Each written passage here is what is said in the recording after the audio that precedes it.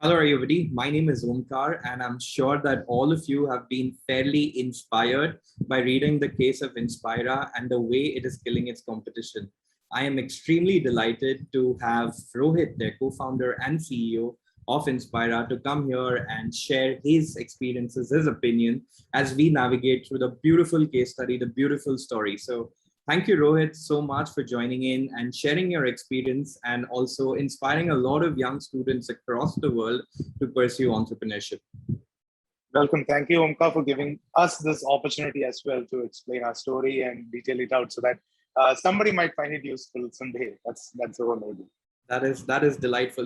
I want to start off because the entire theme is about how do you build a competitive edge. So, I want to start off that how do you actually identify your competitors? Because understanding, offering English and upskilling folks within English might be perceived as a competitive space. But is it just a mirage of a competitive space when you enter and when you realize that it's great or it's easy to win the competition, or how do you actually identify competition and then build barriers around yourself within your competitive edge? Sure. So to answer this question, I'll give you a brief overview of the sector or the industry that we are in. So as you said, from a bird's eye view, it looks so much cluttered. I mean, wherever you look, you might find at least one or the other institutes that does almost a similar stuff, right? However, if you go deeper into it, you will understand that a majority of this particular field or the sector that we are in is unorganized. So it's basically an unorganized sector that you'll find a tuition teacher teaching English language all the way up to institutes running even with franchises. So Inspira's vision or the way that we wanted to position ourselves was a tech-enabled language development or a platform that is going to create a category of its own. So if you look at, I'm not calling them as a competitor, but this particular industry, if you look at them, they're still following centuries old educational methodologies. That is, you have one trainer or teaching a group or an individual at a specific time.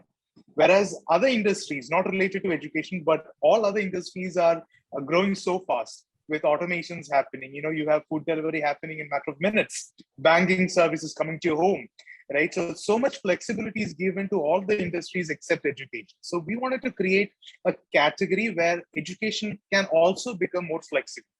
And especially in today's world where it is fast moving and people are so busy with their work life, it is imperative that we give them flexibility to study on their own pace. So the only alternative that most people would think of is to go for a video recorded or a video-based courses. However, that lacks the physical interaction of the real face-to-face interaction with the trainer. So Inspira took all the positives of a video-based self-paced course program and mixed it with, again, all the benefits of a real one face-to-face interaction as well. And that's how the category of flexible on-demand live one-on-one training or the coaching happened basically. So we do, I'm sorry, go ahead. No, please complete yourself. Sure. So to answer your question is we do very aggressively track our competitors also.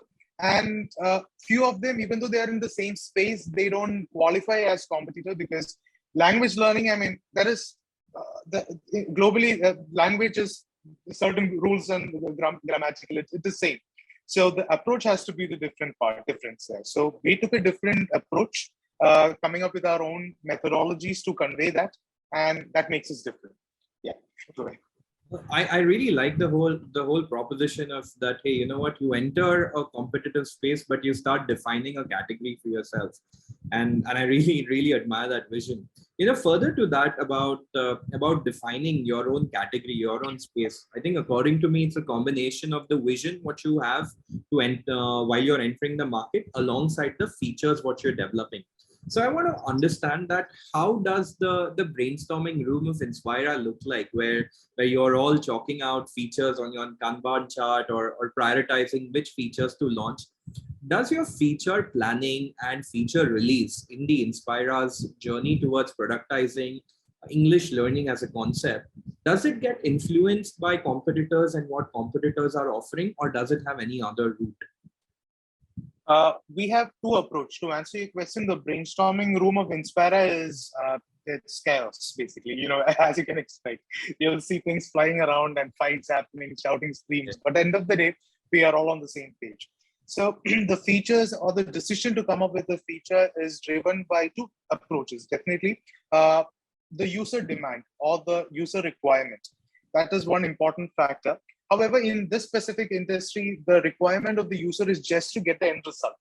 The approach is not very much clear to them because they are surrounded or bombarded by various approaches around.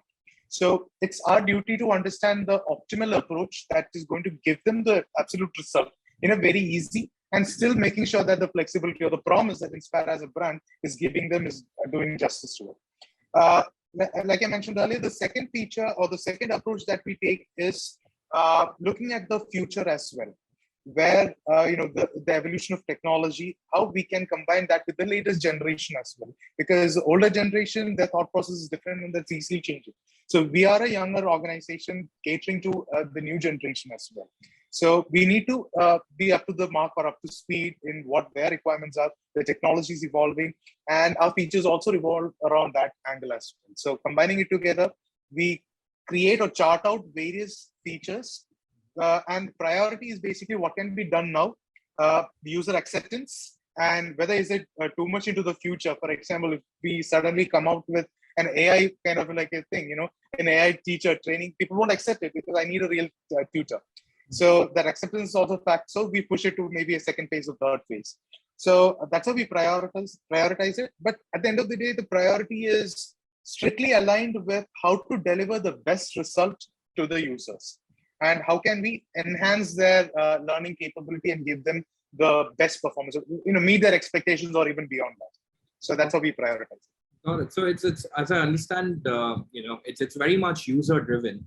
So just an extension to my previous question, is there a formula what you at the leadership team at Inzpira have when it comes to ranking certain features and dropping them in the market or releasing them in the market? Do you follow any kind of a formula where you possibly attach a weight value to customers' requests, internal capabilities, the need of the market, or whether it can kill competition with these? So is there any formula? And if yes, then how does it play out?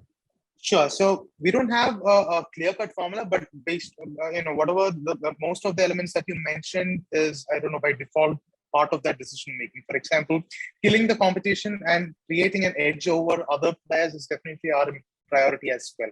So the features that we come up with should do justice to that factor, that is being unique, as well as giving the results to the users. When it comes to our customers, basically the learners, like I mentioned earlier, they do not have any particular requirement other than learn English or get better IELTS score. That is their requirement. The way we give them, that's the experience factor. And if we are able to give them a feature that is going to help them reduce the gap between achieving that objective, then that's good for them. And if it is like too much tricky or too much confusing, then that's a bad decision or a bad feature. So we take constant feedback from our users and also the coaches or the trainers, because they're the face of the organization. They interact with the learners every day. And those feedback are also taken into consideration along with the business angle, that is staying on top of our competition. So all these comes together to prioritize on our features. Got it. I think that's a fantastic wrap. As a part of my next question over here, Rohit, I want to understand the larger vision of Inzpira. It has been quite a bit of a journey since you started Inzpira, and I believe that there was, I wouldn't say a pivot, but a kind of a natural succession of what you've gone towards the technology side. I'm very curious about what does Inzpira look in 2025, what does Inzpira look in 2030, and your vision towards it, which is dependent and independent of the competition in the market. Sure. So Inzpira is into confidence business. Yeah. That is, we cannot tell that we are a language learning platform or a soft skilling platform. We give confidence to our users, right? And we are creating a category over there. So Inzpira, being a tech-enabled organization, technology is basically the heart of it. So if you look Inzpira, or maybe if you visit Inzpira in say 2025, you will find us having an ecosystem where human interaction for the learning and AI or technology for practicing and simulation, and then a separate stage where people are getting some tangible outcome out of it. That is everybody wants some result or objective at the end of the day. So casual language learning is gone were those days. I joining an institute, I learn language, that's it. What is going to happen next? It's a question mark. But we don't want that to happen. So we want to take the user from point A to point B and then further push them to point C, which would either land them a job or help them achieve something tangible that they can experience at the end of the day. So that revolves around, again, the third stage revolves around, again, technology as well as a lot of partnerships. It could be companies, it could be recruitment agencies, it could be even countries, universities, whatever it is. So the technology identifies a lot of gap, that is the skills, the level of their skills, the scope of improvement, etc. A practice platform where they can keep practicing regardless of the availability of a human trainer at any point of time, and then the learning happening within the platform with a real person. And it's not just, we are restricting ourselves to English language, but it could be used in any areas where we can give confidence. It could be other languages, it could be other skills, it could be the use case scenarios. It's so huge. So that's how we are building the entire, the organization. So we are into flexibility as well, not just confidence. I'm sure in the case study, there's going to be a mention that Inzpira is not in the business of helping people learn language, but it is in the business of helping them develop confidence. I think I really love that line. I really love that positioning. Thank you so much, Rohit, for extending your time, extending your wisdom to all the students across the world. And I'm really grateful for taking out the time and sharing your story. Thank you very much. Thrilled to help others. And thank you for giving this opportunity also. Fantastic.